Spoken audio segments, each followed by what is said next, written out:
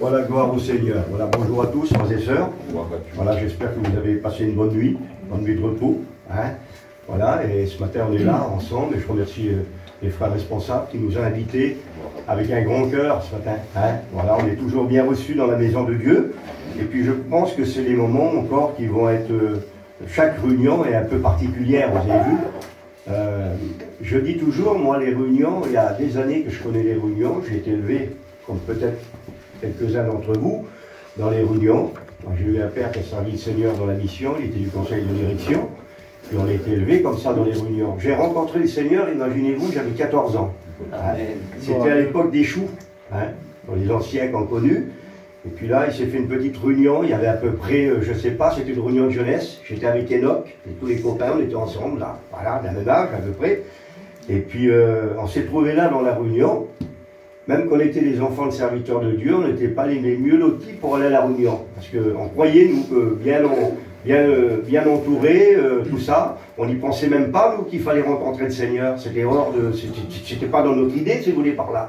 Parce qu'on était élevés dans les réunions.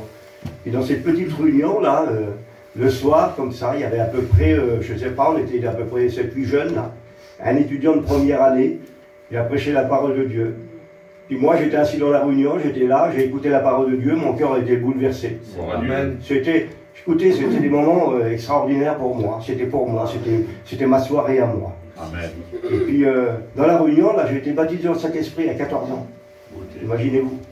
Je voyais la terre tourner, je m'accrochais, il y avait Enoch qui est assis à côté de moi, je m'accrochais sur lui comme ça. On était, écoutez, c'était un feu la réunion. C'était un étudiant de première année qui avait prêché. Il avait prêché à peu près 10 minutes. Mais ça a suffi pour sauver une vie. Ça a suffi pour sauver une vie. Vous voyez, on cherche des fois des grands orateurs. Merci Seigneur, on a des frères dans notre mission que Dieu a choisi pour nous porter des messages qui nous portent bien loin. Et bien que Dieu les bénisse et puis qu'il nous bénisse quand on les écoute. Mais écoutez, un mot de Dieu suffit quelquefois pour changer, pour bouleverser toute une région même. Toute une région. Imaginez-vous, hein. Un jour il a parlé au vent, le Seigneur, un mot, et le vent s'est arrêté.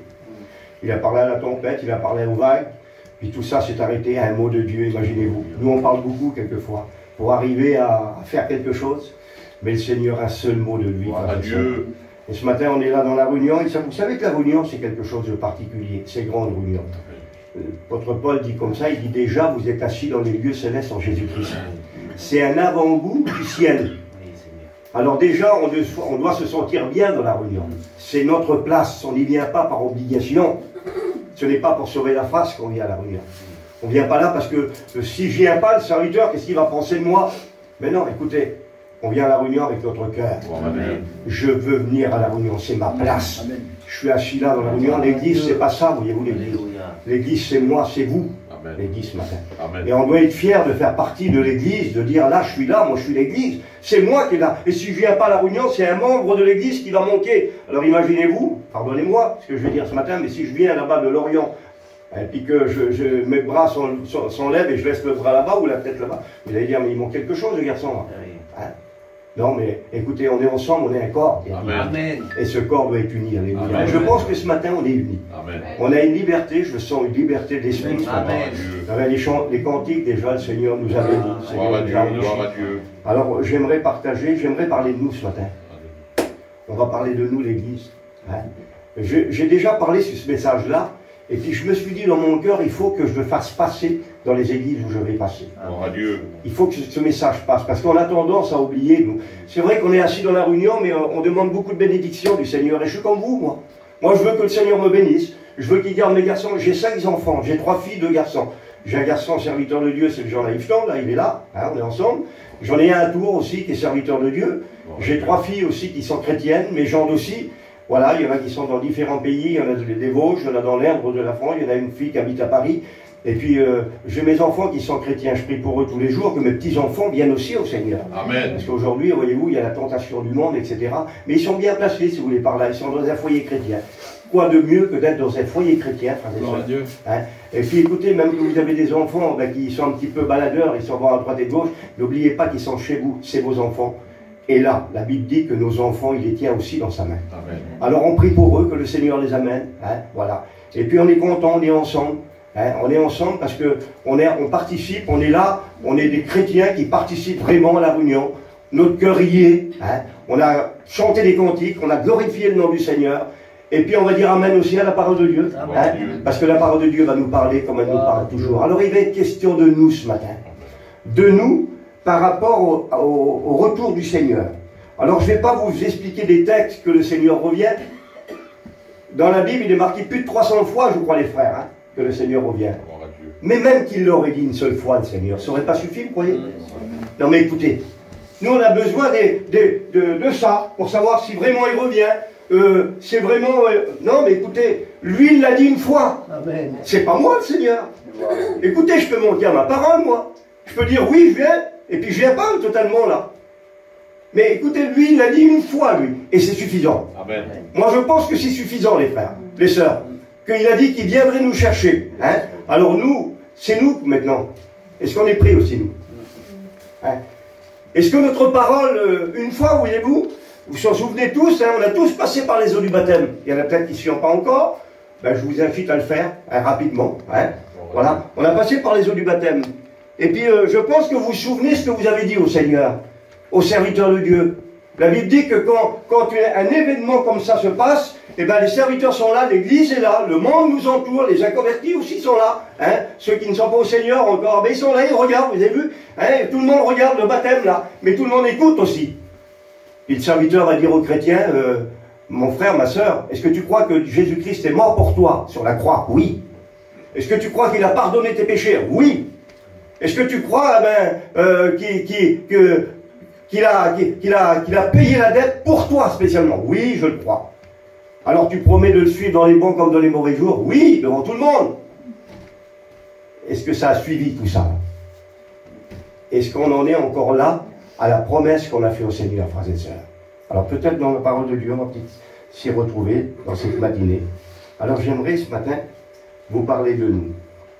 Alors écoutez, j'ai pris des petits textes, puisqu'il va être question de nous, dans l'attente de ce qui va venir. Parce que bientôt, le Seigneur Jésus revient. Gloire à Dieu. Bientôt, dans l'attente de ce qui va venir. Alors, l'évangile de Matthieu nous dit ça. Écoutez, c'est pour nous. Hein? Il nous dit ça, l'évangile de Matthieu. Écoutez ce qu'il dit. C'est pourquoi, vous aussi, à nous, à moi, il s'adresse à moi, le Seigneur, là. Hein? Il dit, vous aussi, tenez-vous prêts, car le Fils de l'homme viendra à l'heure où vous n'y penserez pas. Imaginez-vous un petit peu, c'est quand même important, ça. On ne sait pas. Peut venir ce matin, tenez là. Peut venir ce matin chercher son église. Hop, l'église s'en va. Voilà. Et ceux qui ne sont pas prêts là, qui n'auront pas fait la volonté du Seigneur, même qu'ils auront dit oui dans le baptême là, mais que ça n'aura pas suivi, si vous voulez, par là. Mais malheureusement, peut-être qu'il restera, et je ne souhaite pas de tout mon cœur. 2 Pierre, chapitre 3, verset 9. Le Seigneur ne tardera pas dans l'accomplissement de la promesse, Amen, comme quelques-uns le croient, mais il use de patience envers nous, ne voulons pas qu'aucun périsse, mais voulons que tous arrivent à la repentance. Tous arrivent à la repentance. Il ne veut pas, le Seigneur, qu'elle est perdue. Nous, on ne veut pas, les serviteurs de Dieu. S'il y a une église ici, c'est parce que les frères, c'est pas pour bien faire. C'est pas pour sauver la face, non. C'est parce qu'il y a des âmes à sauver. Amen. Parce qu'il y a des chrétiens qui ont besoin d'être aussi, d'écouter la parole de Dieu, puis d'être ensemble dans ce lieu-là. Parce que c'est biblique ce qu'on fait ce matin-là. Être unis ensemble, c'est biblique, c'est marqué dans la Bible. Hébreux chapitre 10, verset 37. Encore un peu de temps, frères et sœurs, et celui qui doit venir viendra. Amen. Encore un peu de temps. Il l'a dit, même qu'il l'aurait dit une seule fois, comme j'ai dit tout à l'heure. Il n'y a pas besoin que j'écoute 360 fois, moi, que le Seigneur revient. Il l'a dit, le Seigneur, et j'en suis sûr dans mon cœur, qu'il viendra nous chercher. Amen. Gloire à Dieu. Alors, je lis encore un texte pour vous. Romains chapitre 13, verset 11. Cela importe d'autant plus que vous savez en quel temps nous sommes. C'est l'heure de vous réveiller du sommeil, car maintenant le salut est plus près de vous que lorsque vous avez cru. Moi, s'il y a 54 ans que je suis baptisé, ben maintenant je suis encore plus près du salut. Amen. Alléluia. Je sais que celui qui doit venir viendra, il viendra me chercher. Jean chapitre 14, verset 1. Que votre cœur ne se trouble point. C'est vrai que c'est troublant les moments qu'on vit aujourd'hui. Quand on regarde la télévision et puis toutes les informations, ça trouble un petit peu quelque part. Parce que c'est des moments dangereux qu'on vit aujourd'hui. Jamais le monde n'a vécu un temps de guerre comme aujourd'hui, de menaces et de tout sens, pour arriver à faire peur au monde aujourd'hui. Mais nous, écoutez ce qu'il dit le texte, c'est rassurant quand même, ça me rassure dans mon cœur, moi. Bien que je ne peux pas ignorer ce qui se passe aujourd'hui, mais ça doit me rapprocher de Dieu. Amen. Celui qui viendra, il viendra là, parce qu'il viendra, il nous sortira de cette misère dans le monde là, et pris dedans là. Hein? Il dit que votre cœur ne se trouble point. Croyez en Dieu, croyez en moi, dit le Seigneur. Il y a plusieurs demeures dans la maison de mon Père. Si cela n'était pas, je vous l'aurais dit. Je vais vous préparer une place. Amen. Afin que là où je suis, que vous y soyez aussi. Amen. Il veut nous voir avec lui, Seigneur. Amen. Et c'est ça qui est beau. Voilà. Alors écoutez les frères, les sœurs, ce matin. Et moi, quand je disais ce texte de la parole de Dieu, quand je disais tout ça, je les connais, les textes, on les connaît, on les a lus.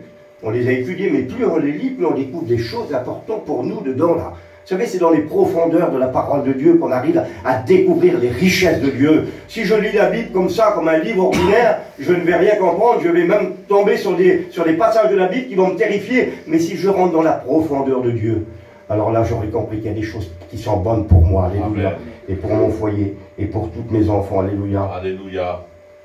Alors, j'ai marqué ça, moi. Puisqu'on sait que le Seigneur Jésus revient.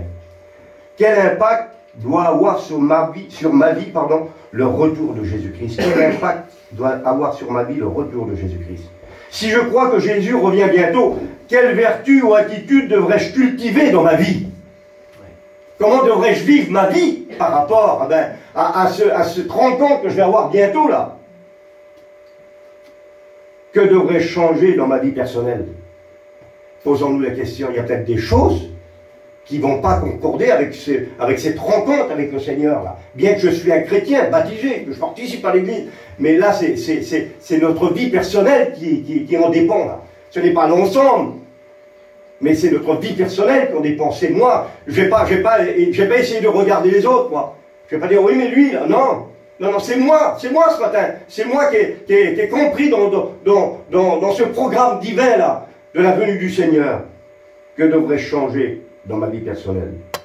Quelle devrait être ma conduite de tous les jours? Quelle devrait être ma conduite de tous les jours? Vous savez, vous avez, la plupart ont le permis de conduire. Et vous savez ce que c'est de passer un permis de conduire? Quel souci, Seigneur? Pourquoi tant de soucis pour passer un permis de conduire? Pourquoi tant de choses à faire? Parce que derrière ça, quand vous serez au volant de votre voiture, vous devenez maître de votre vie. Non seulement de votre vie, mais de la vie de vos passagers qui sont dans votre voiture. Dans ceux qui vont vous croiser aussi, frères et sœurs. Il y a des choses comme ça qu'il faudra être maître. Et puis un conducteur fou, excusez-moi, c'est dangereux. Quelqu'un qui ne sait pas où il va, s'il va un coup à droite, un coup à gauche, vous allez monter une fois avec lui. Mais vous ne monterez plus deux fois. Comprenez ça? Et si vous le voyez passer à une vitesse excessive, là, parce que, voilà, il ne fait pas attention, vous allez dire, mais c'est pas possible. Il est dangereux, ce mec-là. Il est dangereux, ça va pas. Il va faire un accident, il va tuer quelqu'un. Voilà. C'est comme ça, la vie. Et là, on est au volant de notre vie spirituelle. Comment nous conduisons-nous? On va le voir à travers la parole de Dieu, si vous le voulez. Parce que le chrétien, qui ne s'attend plus au retour du Seigneur, devient un chrétien froid, un chrétien endormi, un chrétien qui se laisse gagner par le monde aussi, parce que ça va vite. Hein. Dès qu'on ne s'attend plus au retour du Seigneur, dès qu'on a perdu de vue c'est le grand événement, parce qu'en réalité, tout se joue là quand on se donne au Seigneur. C'est vrai que quand on se donne au Seigneur, on est dans sa main. On a une protection, on est des chrétiens. Et puis quand il y a un problème dans notre vie, vous avez vu, quand il y a un problème de malade, quand il y a un problème de difficulté avec les enfants, vers qui on se tourne, nous les chrétiens? Vers le Seigneur. On vient trouver le serviteur de Dieu, puis on lui expose le problème, on dit voilà mon frère, il y a ça, puis n'oubliez pas de le faire, frères et sœurs. Quand vous avez un souci, un problème, il y a des serviteurs de Dieu qui sont là. N'essayons pas de nous gérer autonomes là. N'essayons pas de dire mais moi j'ai pas besoin du serviteur, moi je suis un chrétien, je suis une chrétienne, que j'ai prié, oui, faites bien de prier, c'est bien de prier. C'est bien de prier chez soi, dans sa caravane, dans sa maison, c'est bien de fermer sa porte. Et puis dans l'intimité avec Dieu, on a des choses à dire qu'on n'a pas besoin de savoir, nous. Mais des choses à dire qu'on a envie de dire au Seigneur, tout simplement, c'est notre intimité. Mais il y a des choses qui se partagent. Il y a des choses qu'on ne pourra pas porter sur nos épaules, qui vont être lourdes là. Malheureusement, il y a des chrétiens aujourd'hui qui gardent tout pour eux. Ils croient qu'ils vont se débrouiller comme ça, que ça va aller comme ça. Mais frères et sœurs, vous êtes comme moi, vous. Quand il y a des problèmes avec les enfants, vous avez essayé de parler à vos enfants, c'est des fois gênant, vous. Les parents, on ne sait pas comment faire. C'est dur de reprendre son fils, sa fille. C'est pas facile de le faire, ça. Et des fois, moi, ça m'est arrivé, des fois, d'aller vers mon frère, avait mon copain de service, ça d'aller vers lui, tu sais, je sais ça, comment il faut faire. Comment il faut agir. Explique-moi un petit peu. Mais comment tu sais pas le faire? Je sais pas le faire. Mais je suis peut-être maladroit, moi. J'ai besoin de ton secours. J'ai besoin que tu dises un mot. Et vous savez, celui ou celle qui fait ça, déjà, vous avez l'approbation de Dieu. Amen. Amen. Déjà, vous avez l'approbation de Dieu. Dieu vient à votre secours déjà. Vous avez déjà gagné la victoire. Pourquoi? Parce que vous faites confiance aux hommes de Dieu. Et si Dieu a placé des hommes de Dieu au milieu de nous, eh bien, croyez-moi, vous avez vu dans notre mission, il y a une hiérarchie quand même. Hein. Il y a le président, il y a le conseil de direction. Ben, vous me direz, des fois, on n'a pas besoin de tout ça. Puis si on a le Seigneur, non. Si le Seigneur a mis des hommes comme ça, c'est parce que c'est quelque chose d'important au milieu de notre peuple. On a besoin des uns des autres. Amen. La Bible dit que sans une multitude de conseillers, qu'une guerre se gagne. Dans un grand nombre de conseillers, qu'une guerre se gagne. Ne croyons pas qu'on réussira tout seul à tout faire. On ne pourra pas. C'est pour ça que des fois on a des échecs dans notre vie chrétienne, parce qu'on veut gérer tout seul notre vie chrétienne. Des fois il y a un problème, eh ben, on s'arrête tout seul, on reprend tout seul. Non mais c'est pas comme ça que ça marche. Je sais qu'on est capable de le faire, Seigneur. Je sais qu'on est assez intelligent quand même pour mettre les choses à leur place là. Mais on a besoin des autres, surtout de ceux que le Seigneur a mis en place. Alléluia. Surtout, frères et sœurs, ne l'oublions pas. Je l'avais à dire dans mon cœur et puis voilà, c'est comme ça. Gloire à Dieu. Par contre, le retour du Seigneur, quand on le prend au sérieux, a toujours été un stimulant pour le chrétien à marcher, à se conduire dans la sainteté. Gloire à Dieu. Je ne sais pas, moi, on fait tout, nous, quand... moi, on a vécu comme ça, nous, dans notre foyer, nous. On a vécu comme ça dans notre foyer de mes parents. C'était 10 heures le matin, la prière. Le 10 heures, mon père, il prenait la Bible, il lisait la parole de Dieu.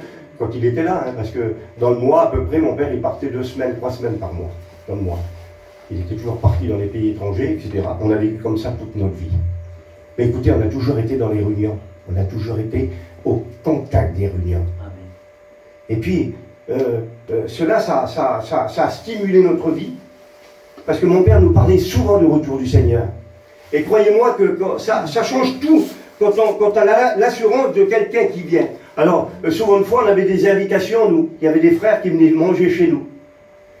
Puis il y a eu des frères qui sont venus de loin manger chez nous. Je me rappelle, pour la réunion de Saint-Martel-Beau, le frère Osborne, de l'époque, a mangé chez nous. Il était à la table de mon père, là, avec le frère Jimmy, le frère Le Cosset. Puis nous, on était jeunes, là, on était là, on voyait ça. Mais nous, on voyait ça tout naturel, nous. Et si aujourd'hui, peut-être, je vais voir, le frère, il est d'Amérique, là, il est là. Et puis là, le frère Osborne a mangé avec nous, là. Il mangeait avec nous, là. Alors ma mère, elle ne savait plus comment préparer. Elle savait, parce que mon père l'avertissait. Et puis ma mère, elle était tracassée, elle ne savait plus quoi faire cuire. C'était un homme qui venait d'Amérique. Nous, on est français, le manger ne va peut-être pas aller. Quel tracas, quel souci que c'était. Il allait venir, cet homme-là, là. Ben, le tracas doit être le même pour nous. Sachant que le Seigneur Jésus va venir nous chercher, là. Amen. Comment je vais être, Seigneur? Ça devrait être le souci de notre vie. Ça devrait être le souci quotidien de ma vie. Est-ce que mon foyer va être sauvé? Mes enfants, Seigneur?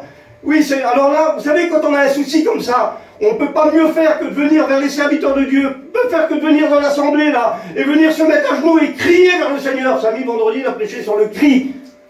Ben, le cri, ça change tout. C'est quelque chose qui vient de nos entrailles, de nos vies, de nos cœurs. Seigneur, je crie à toi. On ne regarde plus s'il y a du monde autour de nous, mais le besoin, on l'a nous. Et quand on l'a nous, le besoin, on ne regarde plus autour. Hein. On dit notre besoin au Seigneur. Et quand un malheureux crie, l'Éternel l'entend. Amen. C'est comme ça. Peut-être ça gêne les autres. Ça gêne les autres. Mais le Seigneur bénit dans la main. Imaginez-vous un petit peu. Là. Quoi que tu aies besoin, ce matin, tu peux le dire au Seigneur. Hein? Alors, ça nous pousse à nous conduire dans la sainteté. Chaque véritable enfant de Dieu attend leur Sauveur et Seigneur que Paul appelle. Écoutez comme il appelle Paul. Jésus-Christ, notre espérance. Amen. Je ne sais pas ce que vous attendez, vous, de la terre. Je sais, comme Samuel l'a dit tout à l'heure, on a besoin de nos affaires, on a besoin d'aller chiner, on a besoin de faire nos affaires, arriver à gagner un petit peu de sous pour mettre de côté pour l'hiver, les moments durs arrivés. Le Seigneur honore tout ça. Il a honoré les hommes dans la Bible qui ont été prévoyants. Pourtant, ce n'étaient pas des chrétiens. Hein. Nous, peut-être qu'on n'aurait pas dit un mot pour eux, mais le Seigneur a honoré certains hommes qui ont été prévoyants. Voyez-vous, hein? Et puis nous, on doit être prévoyants, frères et sœurs, dans ces moments de crise mondiale, où le chrétien est là comme ce petit oiseau, là, hein, qu'il a dans le creux du rocher, là. Malgré la tempête, il est là en sécurité, il est dans la paix. Et le chrétien, c'est ça. Il vit dans la paix. Vous savez pourquoi que c'est une paix qui est vraiment réelle? Parce que le Seigneur, il a dit, moi, je vous donne ma paix. Amen. Moi. Seigneur, c'est lui qui la donne. Alléluia. C'est pas un homme. Alors il dit en attendant, hein, leur sauveur et Seigneur que Paul appelle Christ, notre espérance. Cette espérance est pour nous l'ancre solide et ferme de notre vie. Gloire à Dieu. Vous êtes au bord de la mer, vous êtes des gens de la mer, hein, vous, hein, les Bretons, là, hein. Ben, les gros bateaux, là, pourquoi ils tiennent au port, là? Sinon, ils seraient partis au milieu de la mer, là-bas. Le capitaine, il s'en va, les hommes descendent dedans, puis le bateau, il reste là, lui. S'il faut rester 15 jours, il va rester là, pourquoi? Parce que sous l'eau, ce qu'on ne voit pas, nous, il y a l'encre. Et c'est elle, l'encre. Elle n'est pas grosse, l'encre, vous savez, je ne sais pas si c'est gros, assez gros quand même, mais à côté du bateau, c'est une allumette, quoi, à côté du bateau, je suppose un petit peu là. Et vous avez vu cette petite encre qui est là, mais qui n'est pas visible à vue humaine, mais qui tient le bateau malgré les vagues, là. Le bateau est là, il est toujours là, puis on revient, on monte dedans. Ben c'est ça, vous savez. C'est ça Christ fait pour nous. C'est notre intimité dans les choses. La profondeur. Ça descend profond, hein, ça cherche le rocher, ça cherche à s'agripper là. Eh ben c'est ça le Seigneur, il nous agrippe à lui. Alléluia. Afin que notre vie ne puisse pas bouger malgré les moments qu'il y a sur la terre. Alors j'ai mis dans l'attente du grand jour. Et j'ai pris un texte de base avec vous, et je rentre dans le message, mais je ne vais pas être trop long quand même, je vais continuer trop long, hein, tout le temps quand même, si on a le temps quand même. Amen. Voilà. Alors écoutez, c'est Amos 4,12 qui va dire ça. On connaît tous ce texte. Un petit enfant va me le citer, je crois bien, hein, voilà. Et puis il va dire ça, il va dire. C'est personnel là. C'est personnel là, c'est pour toi ma soeur. Même que tu as 15 jours de baptême là, ou toi qui as 20 ans ou 30 ans de baptême, là, c'est pour toi, mon frère. C'est pour toi, c'est personnel le mot, là. Il va dire, toi, là, prépare-toi à la rencontre de ton Dieu. Ah, c'est pas le moment d'aller voir la vie des autres, là. C'est pas le moment de s'occuper. Si, on peut s'en occuper en priant pour eux. C'est toi, ton frère, etc. Mais la Bible dit, va, reprends-le, prie pour lui, prends-le dans la sagesse, dans l'amour, et puis tout. Hein? Mais là, il y a une question de rencontre, là. Et c'est toi qui es concerné. Hein. Là, je vois, le frère nous a invités. Ben, c'est lui qui est concerné ce matin. Hein, il nous a invités à manger. Voilà. Hein. Alors, vous voyez un petit peu la logique de la chose. Puis on le fait pas pour faire mieux. Non, on le fait parce que c'est logique. C'est logique. C'est le cœur. C'est la façon de faire. C'est quelque chose qui est noble. Et puis là, c'est comme ça avec la parole de Dieu. Il dit, prépare-toi là, toi là, à la rencontre de ton Dieu. Est-ce que vous êtes prêts, frères et sœurs? On peut y aller? Amen. Alors on va citer une histoire dans la Bible que l'apôtre Paul va expliquer. C'est l'histoire d'une église, comment elle s'est convertie et qu'est-ce qu'elle a abandonné. On le fait ensemble? Allez. On va lire dans 1 Thessaloniciens, chapitre 1, versets 1 à 9 jusqu'à 10. Et l'apôtre Paul s'adresse à cette église-là. Écoutez ce qu'il dit. Et puis, j'ai entendu parler de Vici, moi. J'en ai entendu parler. Et je me suis que réjoui. On peut que se réjouir, frères et sœurs. Croyez-moi, Seigneur, on peut que se réjouir. J'ai dit, Seigneur, encore une œuvre qui se monte là. Encore des gens qui vont se donner au Seigneur. Encore des chrétiens qui vont faire leur travail de chrétien. Qui vont aller parler de Dieu autour d'eux là. Afin que l'église devienne encore plus grande, là, qu'il s'élargisse et puis que Dieu prévoit. Vous savez qu'on a un Dieu qui prévoit tout, il connaît tout à l'avance. Il sait demain ce qu'elle va devenir cette église. Il sait. Attendez. Alors, il faut qu'on lui demande, Seigneur, voilà, ben, tu m'aides, Seigneur, je vais aller voir tel et tel foyer, ben, mets les paroles dans ma bouche. Mets les paroles dans ma bouche, Seigneur, que je puisse parler de toi, faire passer le message, Seigneur, que tu existes, que tu es vivant. Alléluia. Alors, Paul dit ça, là. Car on raconte à notre sujet, hein, au sujet des serviteurs, regardez, quel accès, quelle entrée nous avons eu auprès de vous, et comment vous vous êtes convertis. Vous savez ce que ça veut dire, converti? Ça veut dire qu'avant j'étais boulanger, maintenant je suis électricien. Ça n'a plus rien à voir. Un boulanger et un électricien, ça n'a plus rien à voir. Mais j'ai laissé la vie de boulanger pour faire l'électricité. Voilà, je me suis converti à autre chose. comment vous vous êtes convertis à Dieu. Vous êtes convertis à Dieu. Amen. Oui, parce que c'est notre cœur, on donne au Seigneur, vous comprenez? La réunion, c'est ça l'évangélisation, c'est ça quand on porte la parole de Dieu à ceux qui ne connaissent pas le Seigneur, c'est pour qu'ils se donnent au Seigneur, qu'ils laissent la vie du monde là, hein, et qu'ils laissent tout ce qu'ils avaient, à quoi ils étaient attachés là avant là, pour venir vers le Dieu vivant et vrai, alléluia. Il dit, comment vous êtes convertis à Dieu en abandonnant les idoles. Parce que quand on n'était pas chrétien, puis c'était normal, c'était comme ça, on ne peut pas en vouloir à ceux qui ne sont pas au Seigneur, de vivre une vie comme ça, il ne faut surtout pas les juger. Au contraire, il faut leur donner la parole de Dieu, le miroir, et puis se regarder dedans, puis dire, tiens, ça va pas, ça va pas, ça va pas, ça va pas. On n'a pas à les juger, frères et sœurs, ceux qui ne sont pas chrétiens. Parce qu'on était comme ça, nous, avant, hein. On était du même blanc, dit la Bible. Hein. Eh bien, ils ont abandonné les idoles. C'était quoi, les idoles? Ben, ils avaient que ça, eux. On avait que ça, nous, avant, là. Eh bien, mon père, il expliquait souvent, ils étaient hyper catholiques. Et puis bon, c'était leur religion. Je ne suis pas là pour critiquer les religions, puisque chacun, dans son cœur, s'attache à quelque chose quand il ne connaît pas le Seigneur, le véritable Seigneur. Et un jour, mon père, il dit, on a tout abandonné ça. La priorité de ce qu'on avait avant, que ce soit dans les choses matérielles, argent, tout travail, tout ce que vous voulez, ça prenait tant de place dans notre vie, aujourd'hui on a changé. On peut avoir les mêmes choses, mais ne plus porter la même attention sur ces choses-là. L'attention que nous devons porter, comme Samuel l'a dit tout à l'heure, c'est vers Dieu. Amen. C'est lui qui sera le sujet de ma joie ce matin. Quand je me lève le matin, ça va mettre un souci de dire « Oh, faut que je gagne encore, faut que j'aille gagner de l'argent là-bas ou machin comme ça », je vous dis ça comme ça. Mais non, mon souci à moi, c'est Dieu. Qu'est-ce que je vais être pour toi dans cette journée? Quel va être mon témoignage? Quelle va être ma vie dans cette journée? Quelle va être ta conduite? Est-ce que je vais être un conducteur un petit peu bizarre, qui fait n'importe quoi? Ou bien, Seigneur, je vais être un conducteur comme toi tu le veux, un conducteur qui est un témoin fidèle pour ceux qui m'entourent. Et c'est ça notre souci. Alors il dit, vous vous êtes convertis à Dieu en abandonnant les idoles pour servir le Dieu vrai et vivant. Amen. Et quel changement quand même. Alléluia. Quel changement radical, hein? Et puis, le verset plus bas, hein? Le verset plus bas, presque la fin, là, hein? Alors, après avoir donné mon cœur au Seigneur, parce qu'il y a un but quand même derrière ça. Ça serait dommage que le Seigneur nous appelle, il nous change, puis pour rester toujours là, dans ce mouvement de terre, là, autour les yeux fixés sur le monde, et puis avoir le souci du monde, et puis tout, non. Ah, il y a un but, il y a une direction. Parce que le Seigneur ne fait pas les choses à moitié. Quand il nous amène à lui, c'est pour nous emmener quelque part. Déjà, il nous fait asseoir dans les lieux célestes en Jésus-Christ. Vous savez, on ne se rend pas compte d'une réunion là. Mais qu'est-ce que c'est grand une réunion? Alléluia. Amen. Moi, j'ai été élevé dans les réunions, mais chaque réunion que je fais, je dis c'est ma première réunion. Tellement que je suis bien. On ne s'en lasse pas des réunions. Amen.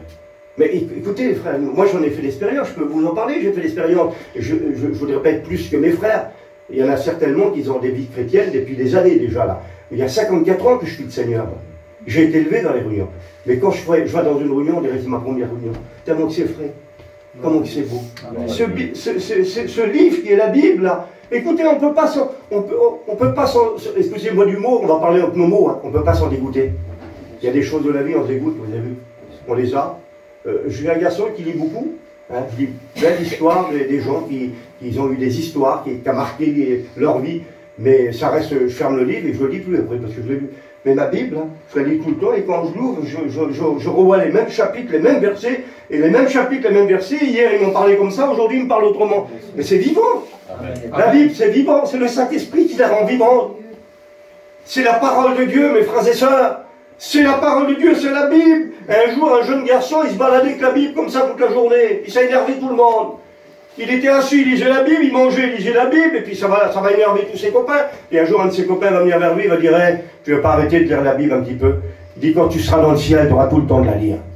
Puis lui, sur l'onction de l'esprit, certainement, il va dire oui, c'est sûr que dans le ciel, je vais la lire. Mais pour trouver le chemin du ciel, il faut que je lise la Bible. Amen. Vous voulez trouver le chemin du ciel? Venez à la réunion. Amen. Je sais qu'il y a peu de chrétiens qui lisent la Bible. Il y en a peu qui la lisent. Il y en a plein qui ne savent pas lire en plus, là. Mais déjà, nous sommes une lettre écrite et lue des hommes. Et si les gens ne lisent pas la Bible, ils lisent à travers nous. Hein. Gloire à Dieu. Ils savent lire à travers nous. Ah, t'as vu le chrétien? T'as vu ceci? Ils lisent à travers nous. Et qu'est-ce qu'ils veulent voir, les gens du monde?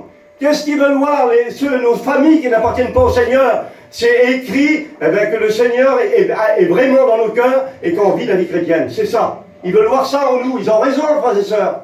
ce sont les meilleurs juges de la vie chrétienne. C'est eux qui demandent qu'un chrétien doit être comme ça. Imaginez-vous un petit peu là. Et quand ça ne va pas, ben, quand ils disent, ils ont raison, parce qu'il y a certainement raison quelque part, quand ils disent ça. Mais quand un chrétien marche bien, vous avez vu ce qu'ils disent? Ben ceux-là, c'est des chrétiens. Des fois, ils en ont même peur. Ils se cachent un petit peu là. Quand ils voient un chrétien venir, ben, celui-là va toujours me parler de l'évangile. Ça vous est arrivé ça aussi, hein? Moi, c'est arrivé chez moi. Hein. J'ai un frère, moi, qui est baptisé, mais il n'est pas chrétien. Voilà.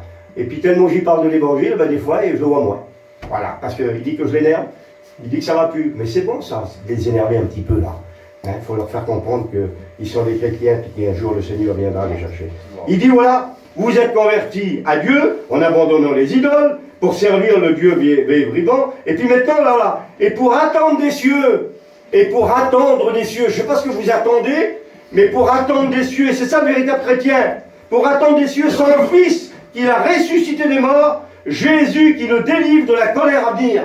Jésus qui nous délivre de la colère à venir. Parce que croyez-moi, il y a quelque chose qui se prépare sur le monde. Je ne suis pas là pour vous casser la vie ce matin-là.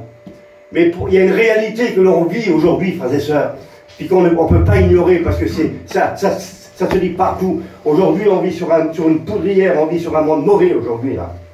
Mais le texte dit, mais Dieu prouve son amour envers nous, en ce que lorsque nous étions encore des pécheurs, Christ est mort pour nous. Amen. À plus forte raison, donc maintenant que nous sommes justifiés par son sang, serons-nous sauvés par lui de la colère encore. Gloire à Dieu. Pas de tribulation pour le chrétien. Alléluia. Le chrétien, le Seigneur vient le chercher. Amen. Vous voyez? Car Dieu ne nous a pas destinés à la colère, mais à la possession du salut par notre Seigneur Jésus-Christ. L'Église attend avant tout, et plus que tout, une personne. Christ est au cœur de l'histoire de l'Église. C'est Christ qui viendra nous chercher. Amen. Alors comment nous conduisons-nous? Voulez-vous qu'on le voie aujourd'hui? Qu'on le voie ce matin ensemble. Hein? Alors j'ai pris des petites notes comme ça là. Et c'est Timothée qui va dire ça, Paul à Timothée qui va dire ça, au chapitre 3, versets 14 et 15. Il va dire ça. Timothée, je t'écris ces choses avec l'espérance d'aller bientôt vers toi. Mais si je tarde, écoutez, il y a presque un message que Dieu donne, que Paul donne à Timothée. Il se met à lui dans le jeu là, mais en réalité c'est un message de la venue du Seigneur, on dirait. Écoutez, c'est beau ce qu'il dit là. Je t'écris ces choses avec l'espérance d'aller bientôt vers toi, mais si je tarde, Seigneur il dit encore un peu de temps, et celui qui doit venir viendra. Mais si je tarde, tu seras. Il ne dit pas vous serez, mais il dit toi, tu seras. Comment il faut se conduire dans la maison de Dieu, qui est l'église du Dieu vivant, la colonne de la vérité. Comment il faut se conduire dans la maison de Dieu. Amen. Alors on peut se dire, mais oui, mais dans la maison de Dieu, tout le monde est beau, tout le monde est chrétien. Mais c'est ça qu'il faut faire attention, frères et sœurs. C'est ça qu'il faut faire attention. C'est vrai que dans la maison de Dieu, eh bien nous, vous savez, on peut facilement nous rouler, nous berner, nous les serviteurs de Dieu. On peut voir des beaux visages avec un beau sourire, mais derrière ce beau sourire, qu'est-ce qui se cache en réalité derrière ce beau sourire? On peut avoir la joie sur le visage et un cœur qui est déchiré en miettes, qui n'a même plus envie d'aller à la réunion, qui n'a même plus envie de prier, qui n'a plus envie de lire la parole de Dieu, qui n'a même plus envie d'avoir de contact avec les chrétiens. Souvent, ça se passe comme ça dans le cœur, là. Et puis, quelquefois, on vient à la réunion, mais on reste sur notre position, et on repart de la réunion avec un cœur déchiré, tout en ayant un beau sourire. Alors, comment il faut se conduire dans la maison de Dieu? Pourquoi ne pas dire plutôt au Seigneur ce qui ne va pas directement dans la réunion? Être réel. C'est facile de se mettre un masque quelquefois. Puis ce masque, quand on l'enlève, quand on est chez nous, on est les plus malheureux du monde. Vous comprenez ça? Et qu'est-ce qui compte en réalité? C'est d'avoir ce cœur réparé, ce cœur qui est déchiré, ce cœur qui a été peut-être avec des mots qui ont été blessés, parce que, vous savez, des fois, des mots, ça blesse les mots. Hein? Il y a des mots qui tuent l'épée, tuons-le avec les mots. La Bible dit, on arrive à tuer quelqu'un avec des mots, des fois des mots qui nous en fait mal, et puis on reste là-dessus, puis on reste quand on est là-dessus, et puis on se dit, je peux plus y arriver, puis j'ai plus le courage d'y arriver. Alors que quand on est dans la réunion, vous savez que la réunion, il y a toutes les possibilités dans la réunion. Vous avez le droit, frères et sœurs, vous avez le droit de dire au Seigneur, répare ce cœur. Vous avez le droit de le faire. Parce que c'est chez vous, ça vous concerne, ça. Parce que vous êtes un membre de l'Église, parce que vous êtes un chrétien, une chrétienne. Et puis vous avez le droit de dire, mais moi je ne peux pas rester comme ça, moi. Je ne veux pas rester comme ça, je veux que mon cœur soit réparé. Et mon cœur peut être réparé ce matin, alléluia. Et dans les réunions que l'on vient, alléluia. Écoutons l'homme de Dieu, au travers de la Bible, s'adresser à nous. Ecclésiaste, chapitre 4, et verset 17. Prends garde à ton pied lorsque tu entres dans la maison de Dieu. Approche-toi plutôt pour écouter. Approche-toi plutôt pour écouter. Voilà. On a une grande église, nous à Tours, là-bas, on avait une petite église avant de, à peu près de, je sais pas, ça m'a fait des 100 mètres carrés à peu près. Et pour une grande ville comme Tours, c'est un petit peu gênant, quoi. Alors on a demandé au Seigneur pendant des années de nous trouver une église, et puis on s'est mis dans la prière, on a prié le Seigneur. Et on en a fait une prière que pour ça. On a dit aux frères, on ne va pas tout mélanger, on va demander au Seigneur, chaque fois qu'on va se réunir, ça va être pour l'église, pour l'église, pour l'église. Et le Seigneur a permis une chose extraordinaire. Écoutez, qu'est-ce que peut faire la prière? Écoutez, c'est miraculeux. Et moi, je crois à l'intervention de Dieu à travers la prière. Alléluia. Écoutez, il y avait un bâtiment pas loin de chez nous. C'était un ancien laboratoire pharmaceutique. Puis ce laboratoire pharmaceutique, 15 000 mètres de terrain, parking, 1000 mètres de bâtiment dessus. Inespéré pour nous, inespéré. Puis nous, on tournait autour, on le voyait, puis on se disait que les frères, si seulement on aurait ça. Oui, mais on n'est pas assez riches. Voyez, bon, regardez notre portefeuille, notre porte-monnaie, regardez. Mais le Seigneur ne regardait pas ça, lui. Puis un jour, quand on a vu qu'on butait un petit peu, ça a duré des années, qu'on cherchait avec les frères, on a dit, on va faire un sujet de prière. Quand on a commencé à mettre ça dans la prière, premier coup de fil, monsieur Dassalle qui m'appelle. C'était le président à Paris des médicaments Fabre. Il m'a demandé ce que je voulais faire avec le bâtiment. J'ai dit, c'est pour faire une salle évangélique. Il dit, oui, c'est parfait pour vous, mais c'est 1 million d'euros. Hein? 1 million d'euros, je dis, c'est beaucoup pour nous, ça. Hein? On n'a pas ça, nous. Et c'est pas avec les offrandes des chrétiens qu'on arriverait à avoir 1 million d'euros dans la caisse, quand même. Et puis on a remis ça dans la prière. Il m'appelle 6 mois après. 6 mois après. 700 000 euros. 700 000 euros, encore cher. Il rigolait un petit peu, le monsieur, là, en disant, mais vous n'êtes pas riche du tout. Hein. Je dis, non, l'argent, non, on n'a rien. Et puis quelques temps après, écoutez, je téléphone à un ami que j'ai à Tours, moi, puis qui travaille dans la préfecture de Tours. Il est médiateur entre les ventes des bâtiments à Tours qui ont fait faillite. Puis un jour, je l'appelle et puis je lui pose des questions. Et je dis, écoute, tu ne me connais pas une salle? Il dit, si, je t'en connais une. Je dis, c'est pas possible. Et je dis, elle est où cette salle-là? Il dit, à la Saint-Pierre-des-Corps, c'est comme ça. Et je dis, écoute, j'ai déjà eu le contact avec le président. Il dit, laisse-moi faire. Il dit, c'est moi qu'on a la vente. Je dis, Seigneur, je téléphone au frère directement. Je téléphone à Freddy. Je dis, Freddy, on a trouvé une salle. Je dis, la salle qu'on est dessus depuis le temps, là, est trop chère pour nous. Oui, mais il dit, t'as vu, l'argent? Il dit, ça va encore être, le minimum, ça va être 400 000 euros, on ne les a pas. Ben, j'aimerais y aller voir toujours. On a donné rendez-vous sur le parking, et là, le miracle s'est fait. Le monsieur qui venait pour nous vendre la salle, là, il nous l'a fait 160 000 euros. Non, mais écoutez, c'est pas possible, frais de notaire, frais d'agence compris. Il dit, écoutez, monsieur, je vais vous dire mieux, vous avez les documents de votre association Vie et Lumière, on vous la marque dessus directement, vous ne passez pas par le notaire, elle est à vous aujourd'hui. Aujourd'hui, vous pouvez la repeindre, vous pouvez casser les murs, vous pouvez tout faire. Non, mais le miracle de Dieu est tout. Ça nous dépasse. Mes frères et sœurs, ça nous dépasse. Gloire à Dieu. Et Dieu peut tout dans nos régions. Alléluia. Quand Dieu permet quelque chose quelque part, c'est parce que derrière ça, il y a un plan, il ne s'arrête pas. Ah, excusez-moi, mais il ne s'arrête pas un petit bâtiment, le Seigneur. Oui, Seigneur. Et il faut mettre ça dans la prière. Alléluia. Alléluia. Alors, c'est pour ça, quand on vient dans la réunion, là, venant pour un but, venant pas pour tapoter sur le téléphone, là, et ici on cherchait une occasion pour nous, là, demain, là, hein, ou alors discuter avec les gens du dehors, ça arrive dans les assemblées. J'ai fait une réunion dans une ville, puis étonnant, j'étais sur l'estrade en train de prêcher, et j'en voyais devant qui tapotaient sur leur téléphone, là. Écoutez, arrêtez un petit peu.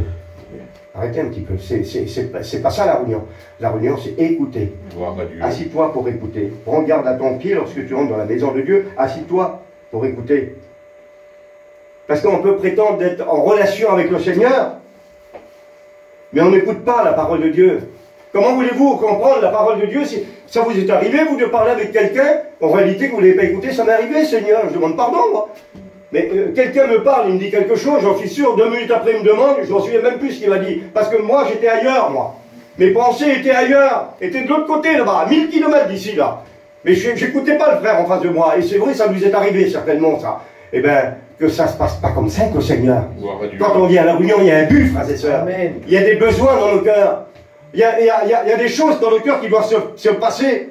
Alors, nous conduire dans la maison de Dieu. Amen. Et puis après, je passe vite parce que l'heure passe vite là. Hein, il dit, dans Colossiens chapitre 4, verset 5, il dit, conduisez-vous avec sagesse envers ceux du dehors. Rachetez le temps. Conduisez-vous avec sagesse vers les gens du dehors. Alors, ne soyons pas des conducteurs fous au dehors. Hein? En dehors, ne faisons pas n'importe quoi au volant de notre vie chrétienne, frères et sœurs. On sait le reconnaître, nous, quand quelqu'un avec un véhicule conduit mal. On sait le reconnaître directement. Et puis directement, vous savez ce qu'on voit? On voit le danger aussi. Parce qu'il y a un grand danger que quand quelqu'un conduit sa voiture, ben, qu'il a conduit mal. Hein? Il y a un danger énorme. Alors directement, on a tout de suite calculé la catastrophe, nous, derrière ça, là. Eh bien, nous, dans notre vie chrétienne, frères et sœurs, quand on va mal, on conduit mal au dehors, notre vie chrétienne, eh bien, écoutez, il y a un danger. Il y a un danger, non seulement pour nous, il y a un danger pour ceux qui sont avec nous, il y a un danger aussi pour ceux qui nous regardent, qui sont autour de nous. On peut blesser les gens, on peut carrément aussi mettre en cause l'œuvre de Dieu directement, là. Comprenez ça? Alors c'est pour ça qu'on doit se conduire avec sagesse envers les gens du dehors. Que votre parole soit toujours accompagnée, écoutez bien, surtout quand on va vers les gens dehors, et puis même quand on parle, écoutez, je pense qu'un chrétien, il a un autre sujet de parler quand il est au contact des autres, que son travail, des choses comme ça, ça c'est bien, le travail c'est bien, j'ai acheté une camping, j'ai acheté des tapis pour les sœurs, que Dieu vous bénisse, que Dieu encore vous en donne plus de tapis encore, et puis plus de camping, mais laissons ça comme ça, on les a, c'est bien, mais on a un message à porter nous. Amen. Et ce message, il n'est pas terrestre, il est céleste. Amen. Écoutez, les choses de Dieu, je me pose la question, si vraiment ils seraient vus à l'œil nu par les hommes, il y aurait des millions d'hommes qui seraient au Seigneur. Il laisserait les choses de la terre. Parce que les choses de la terre, c'est du clinquant, hein, c'est du brillant, ça. Hein, c'est une couche d'or sur du plastique, si vous voulez, par là. Voilà, hein, puis très fine la couche d'or. Hein. Voilà, quand vous enlevez cette petite peau, là derrière ça, il y a un morceau de plastique derrière ça. Et c'est ça la représentation du monde aujourd'hui. Parce que le diable, il essaiera toujours de, vous comprenez, hein, de mettre beaucoup de lumière quelque part, et puis mais c'est des fausses lumières. La vraie lumière, c'est le Seigneur. Amen. Le Seigneur, il dit, je suis la lumière du monde. Celui qui me suit ne marchera pas dans les ténèbres. Alors il dit comme ça, il dit que votre parole soit toujours accompagnée de grâce, pour montrer que sa vie dépend de Dieu. Notre vie dépend de Dieu. Elle ne dépend pas de ce que nous possédons sur la terre. Elle ne dépend pas de ce que nous sommes sur la terre. Si nous sommes capables de faire, je sais que nous avons un peuple qui est capable de tout. Hein, on n'a pas appris les métiers, mais on sait tout faire. Hein. Si demain, le métier de peintre ne marche plus et puis de toiture, j'en suis sûr et certain, et ça j'en ai conviction, qu'on n'a pas à s'en faire, on mangera encore demain. Hein. Dans les aux hérissons, hein. Voilà. Alors, écoutez, c'est quoi la sagesse en réalité? C'est quoi avoir de la sagesse? Conduisez-vous avec sagesse envers les gens du dehors. La sagesse, c'est quelqu'un qui fait preuve d'un jugement droit et sûr dans ses décisions, ses actes. C'est quelqu'un qui agit avec prudence et modération. Il ne fait pas les choses avec exagération. Même qu'il pourrait le faire, il ne le fera pas, parce qu'il sait qu'il a un témoignage à porter de chrétien. Il ne va pas au-delà.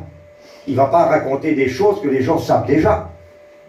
Si on parle de matériel aux gens, ils savent, ils en ont du matériel. Et ça leur porte beaucoup de soucis aussi, ils savent tout ça là. On va pas parler de Chine avec les gens, parce qu'il y a des meilleurs chineurs que moi, il y a des meilleurs chineurs que nous, certainement. Et puis chacun, sait à sa manière comment faire pour gagner sa vie sur la terre. Et puis c'est pas facile non plus, et c'est dur aussi. Alors ça dépasse. On ne va pas aller se vanter non plus d'être les meilleurs vaillants sur la terre, j'ai gagné ici, j'ai gagné là, je l'ai fait en peu de jours, etc. Et ça serait dommage de faire ça. Mais on vient pour porter un message. Et des fois, on ne sait pas comment le faire parce que c'est tellement grand ce message que Dieu les aime. Amen. Puis vous savez, il y a toujours un logo sur une auto. Vous avez vu, hein?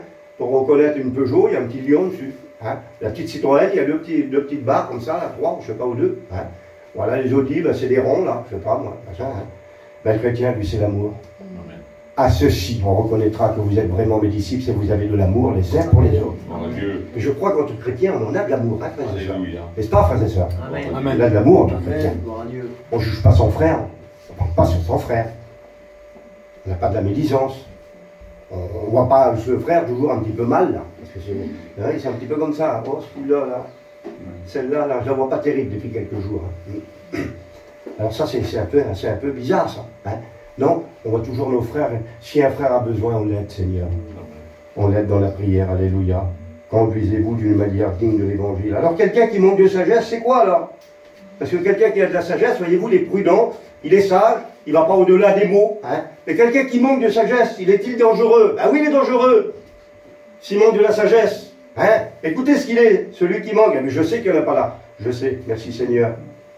Alors il fait les choses avec celui qui n'a pas de sagesse. Hein. Il fait les choses avec démesure. Seigneur. Vous savez, la démesure, c'est quoi? Ben, c'est d'aller au-delà de ce qui est en réalité. Hein? J'ai fait, je sais pas moi, un petit truc de rien, là, ben, c'est une montagne, j'ai fait une montagne, quoi, avec démesure. Il est rempli d'égarements. Il est extravagant. Il est rempli de folie. Il est imprudent. Il est inconscient. En un mot, le petit mot, là, ça aurait suffi, je crois. Il est léger. Chrétien léger, c'est pas terrible, un chrétien léger. Vous savez, qui n'a pas de poids dans sa vie spirituelle, là. Il est léger. Pourquoi léger? Ah oui, parce qu'on le retrouve aujourd'hui là, le lendemain, on le retrouve ailleurs, là.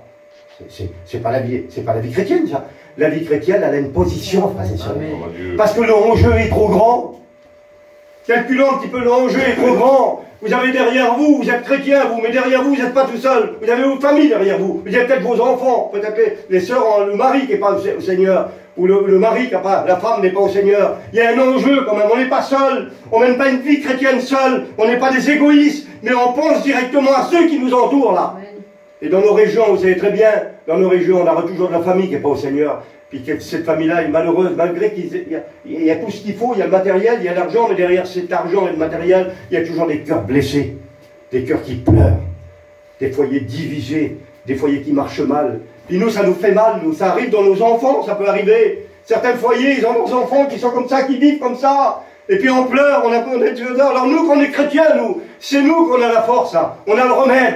Et on a le remède dans le cœur, pas dans la poche. Mais on a dans le cœur le remède, là. Et le remède, c'est se placer devant Dieu directement et d'aller leur porter un mot d'encouragement, un mot d'assurance, un mot de certitude. Oui, c'est vrai, Jésus-Christ est vivant et il peut te sauver. Il peut sauver ton foyer, il peut sauver ta vie. Gloire à Dieu. Il y a des beaux mots, Seigneur, Gloire à Dieu. Pour donner confiance à celui qui perd confiance dans la vie. En un mot, un chrétien qui n'a pas la sagesse, en un mot, il ne sait même plus qui il est. Il ne se reconnaît plus comme chrétien. Ah, c'est sûr, des fois, il vient à la réunion. C'est sûr, des fois, il peut même travailler, des fois. Hein? Dans les missions, donner un coup de main. Bon, en réalité, il ne sait plus ce qu'il est, en réalité, là. Alors, l'apôtre Jacques, il fait une proposition ce matin. Et puis, croyez-moi, c'est sans reproche. Pas de reproche. La Bible, elle dit pas de reproche. Il n'y a pas un reproche de la parole de Dieu. Pourquoi, nous, serviteurs de Dieu, on ferait des reproches? Pourquoi, moi, chrétien, je ferais un reproche à l'autre, là? Puisque Dieu m'en fait pas ce matin. J'ai peut-être été comme ça dans la semaine, c'est tout. J'ai peut-être été comme ça dans le mois dernier, ou comme ça, mais le Seigneur ne nous demande pas ça, lui. C'est aujourd'hui, là. Hein? C'est aujourd'hui, hein. Il va dire, si quelqu'un d'entre vous manque de sagesse. Alors, reconnaissons-le ce matin. Quand on vient dans la maison de Dieu, on ne vient pas n'importe comment. On vient parce qu'on sait que Dieu va nous parler, et puis on sait qu'il va falloir dire au Seigneur, c'est vrai.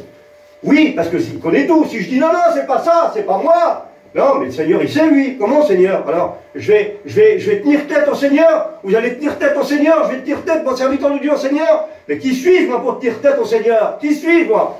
Non, Seigneur, tu as raison. Tu m'as vu comme ça, tu as raison. C'est ça, Seigneur. Et là, on a gagné des grandes victoires. Alors, il dit, si quelqu'un d'entre vous manque de sagesse, qu'il la demande à Dieu, qui donne à tous simplement et sans reproche. Et elle lui sera donnée, mais qu'il la demande avec foi. Amen. Amen. Alléluia. Vous savez, quand on va au magasin, vous savez comme moi les sœurs, hein, vous rentrez dans le magasin pour faire vos commissions avec les petits, vous achetez des choses pour les petits, surtout il y a la Noël qui arrive bientôt là, on sait ce que c'est, hein, voilà, et bien il nous faut les moyens, hein. Après ça, nous sommes belles, bien beaux, hein, nous sommes grands, tout ça, voilà, ça va. Mais ça porte pas ça pour le magasin.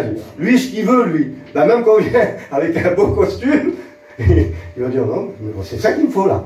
Ça l'a acheté une auto là. Même quand vous venez avec un beau costume, il y a une cravate, tout ça là, oui. C'est bien. Mais monsieur, qu'est-ce qu'il va vouloir lui? C'est son petit chèque là. À la foi, c'est ça. C'est le moyen que Dieu nous a donné. Gloire à Dieu. On a la foi, on arrive. Amen. On n'a pas la foi, on n'y arrive pas.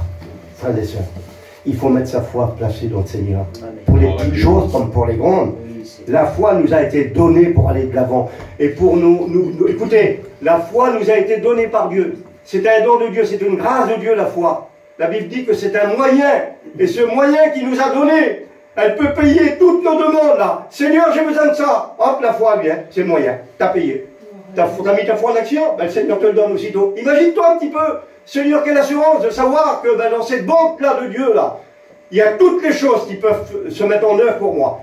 Il y a toutes les choses qui peuvent arriver pour moi. Seigneur, c'est pas possible, Seigneur, mais je savais pas, il y en a qui dorment sur un magot, ils s'en servent pas.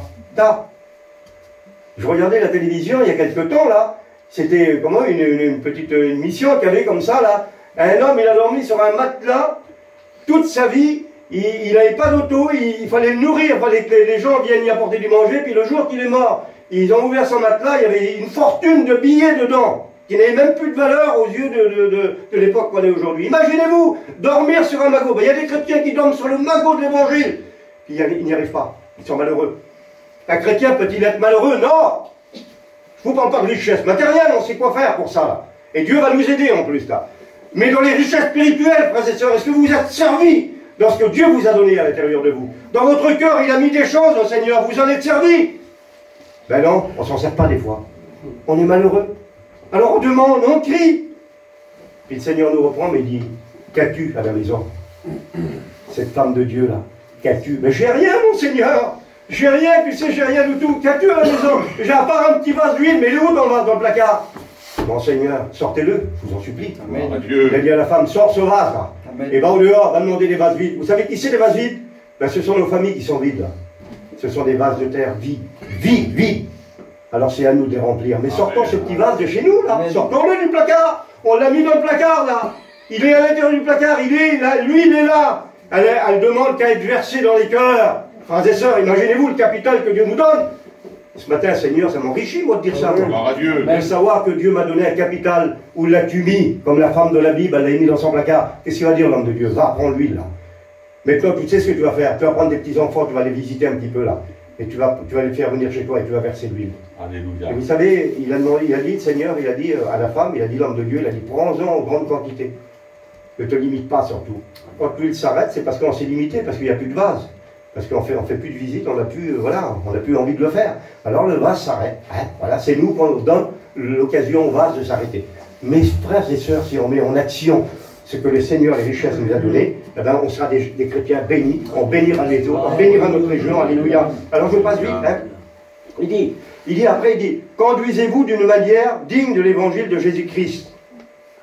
D'une manière digne. Être digne. C'est un grand mot quand même, digne. Des fois, on n'y pense pas quand même, Seigneur, ça fait partie de notre vie chrétienne, ça. Être digne, une chrétienne digne, un chrétien digne. Et moi aussi digne.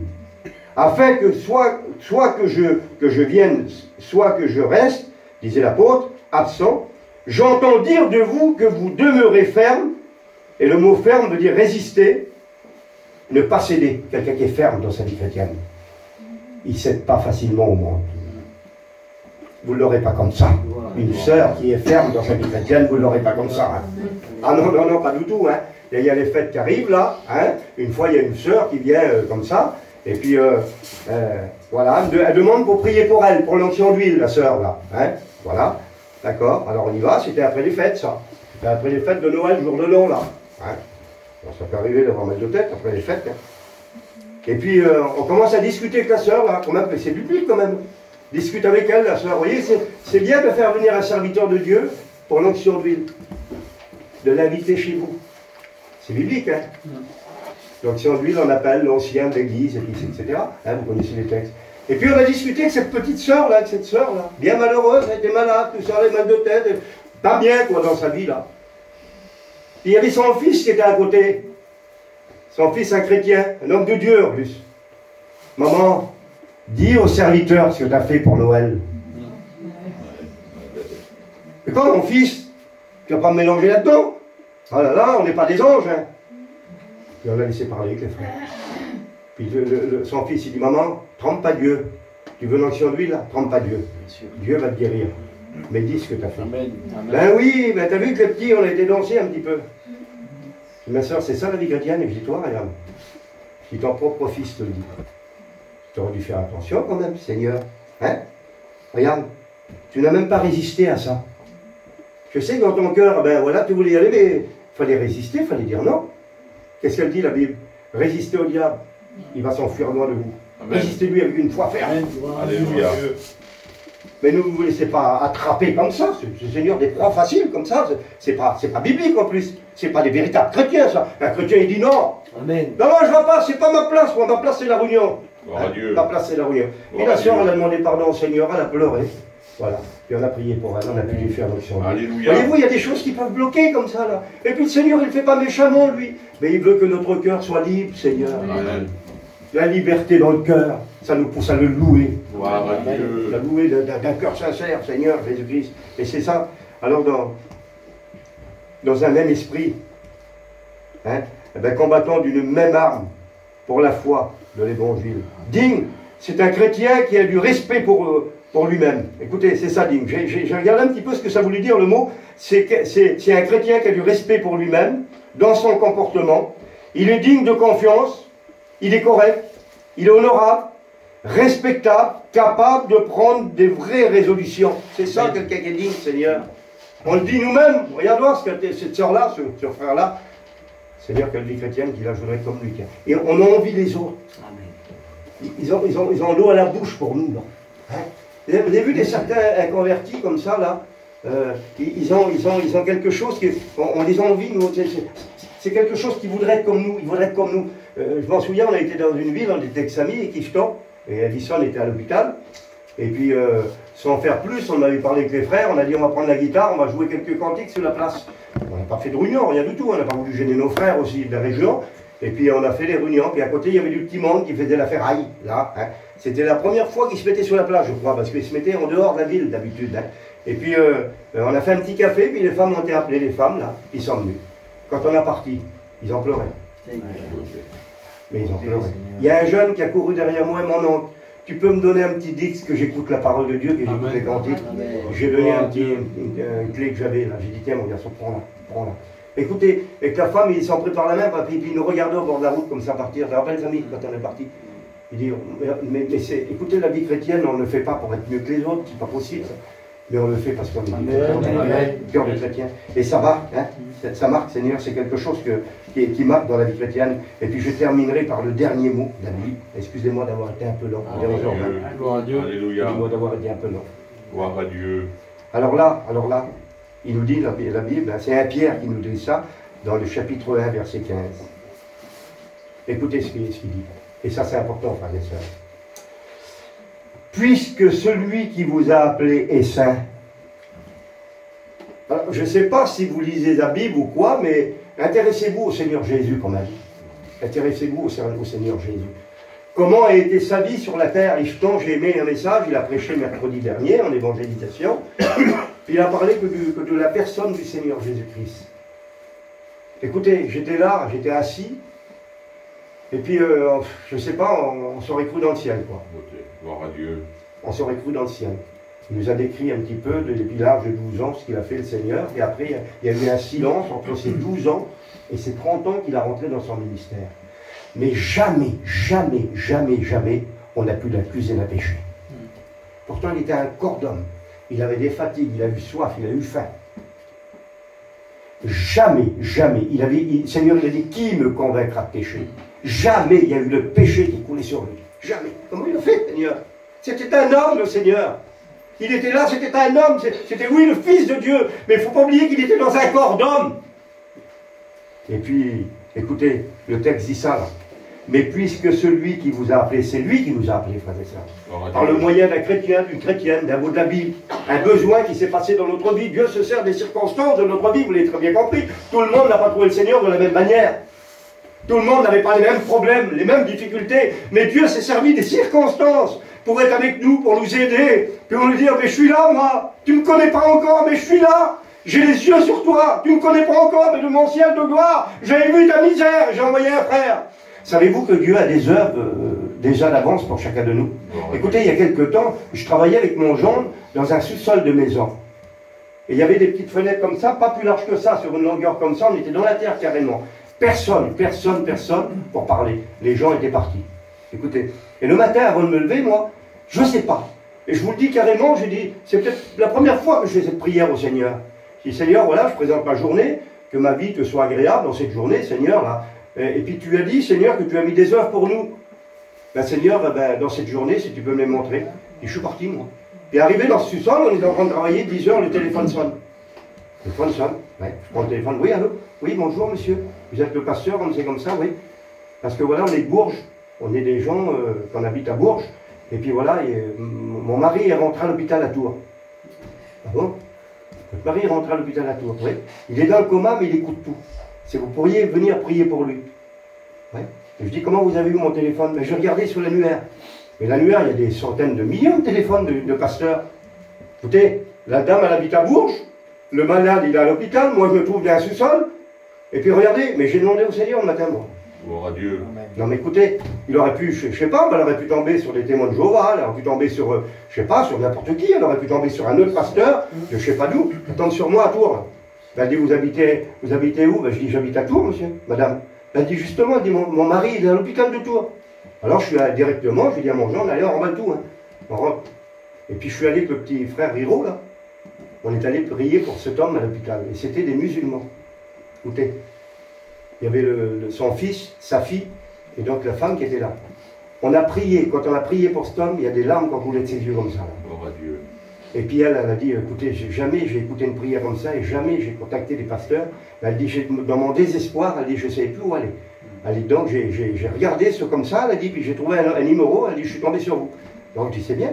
On a parlé à ses enfants. Ils ont pleuré comme des enfants, des gosses, des petits gosses. Un homme qui faisait plus d'1,80 m. Et il était là en train de pleurer, en train d'écouter. Et Riro a chanté un cantique dans la salle d'attente. Et puis ils sont repartis. Mais regardez comment Dieu sait conduire ses serviteurs et ses enfants. Alléluia. Il a préparé des avances pour toi, ma soeur, pour toi, mon frère. Pour moi, Seigneur Jésus-Christ. Et dans cette matinée, peut-être dans les jours qui viennent, là, qui sait, Seigneur, ce qu'il fera de nous? Si on lui demande, il va certainement nous étonner. C'est pour ça que quand on demande à Dieu, un serviteur disait, faites attention à ce que vous demandez, parce que lui va le faire. Amen. Alors il dit, mais puisque celui qui vous a appelé est saint, vous aussi soyez saints dans toute votre conduite. Encore conduire. Soyez saints dans toute votre conduite. Alors écoutez, selon qu'il est écrit, vous serez saints car je suis saint. 1 Pierre chapitre 1 verset 15. La sainteté c'est quoi? C'est se laisser vaincre par l'Esprit de Dieu, c'est renoncer à notre propre volonté pour que s'accomplisse en nous pleinement la volonté de Dieu. Amen. Écoutez, c'est beau ça quand même. Hein? C'est se laisser vaincre par l'Esprit de Dieu, la sainteté. C'est renoncer à notre propre volonté à nous pour que s'accomplisse en nous pleinement la volonté de Dieu. Rechercher la paix avec toutes et la sanctification sans lequel personne ne verra le Seigneur. La sanctification et la sainteté, ce sont deux choses qui se ressemblent, qui ensemble. La sanctification, c'est un don de Dieu, c'est une grâce de Dieu. D'abord, quand on lit la Bible, frères et sœurs, et ça, je peux vous l'affirmer, que la sanctification, c'est une personne, c'est Christ. La Bible dit qu'il a été fait sanctification pour nous. Il a été fait sanctification pour nous. C'est s'approprier la personne du Seigneur Jésus-Christ pour marcher, nous, dans la sanctification. La sanctification, c'est la mise à part. Vous n'êtes plus du monde. Vous ne faites plus partie du monde. N'aimez pas le monde, ni les choses qui sont dans le monde, car celui qui aime le monde, l'amour du Père n'est pas en lui. Il y a toutes plein de choses comme ça qui nous met sur la voie. Donc la sanctification nous met à part, et nous sommes des enfants de Dieu à part. Nous sommes des vases de Dieu à part, mis à part pour l'œuvre de Dieu. Alléluia. Écoutez, Romains chapitre 6, versets 22 et 11. Puisque maintenant, étant affranchis du péché et devenus esclaves de Dieu, vous avez pour fruit la sainteté et pour fin la vie éternelle. Amen. Alléluia. Vous avez pour fruit la sainteté, c'est un fruit de l'esprit. La sainteté et pour fin la vie éternelle. Car le salaire du péché, c'est la mort, mais le don gratuit de Dieu, c'est la vie éternelle en Jésus-Christ, notre Seigneur Jésus-Christ. Amen.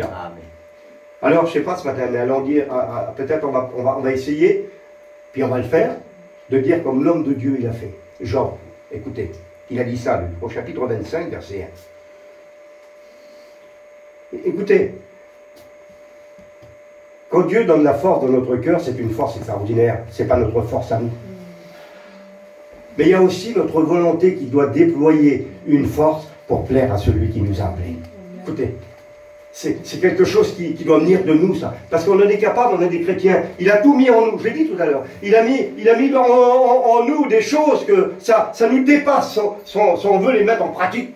Seigneur, il s'agit de creuser dans notre cœur, dans l'endroit où il les a mis, puis de les sortir et de les mettre en évidence. Il y a combien de temps qu'on n'a pas mis en évidence ce que le Seigneur nous a donné dans notre cœur. Alléluia. Ne disons pas que nous avons rien. Un chrétien qui se donne au Seigneur n'est pas vide.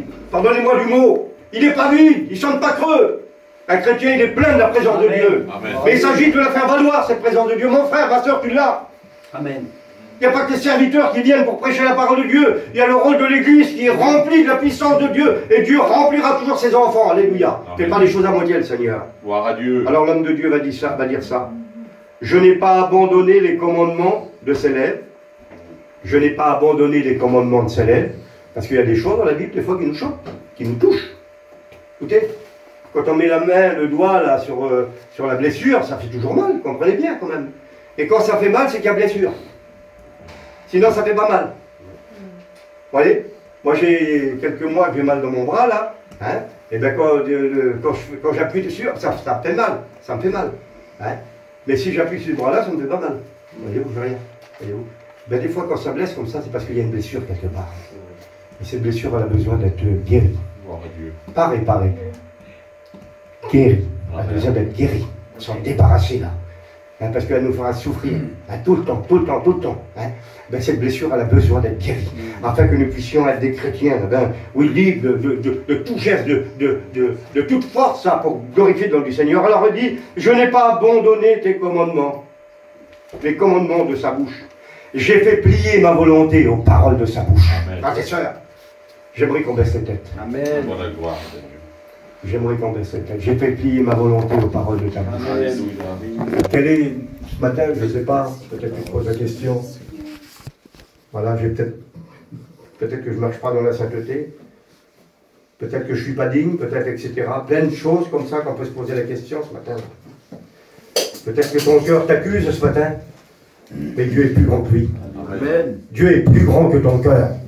Mon frère, ma soeur, si tu veux profiter de ces moments de grâce, là, eh bien que Dieu te donne.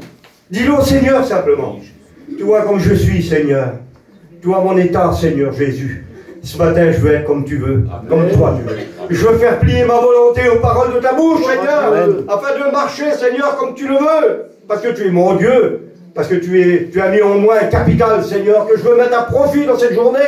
Je veux dès maintenant, Seigneur, me servir de ce que tu m'as donné, de ce capital que tu m'as donné, Seigneur, afin de glorifier ton Saint-Nom. Amen. Je vais demander aux frères responsables qui prient. Alléluia. Merci.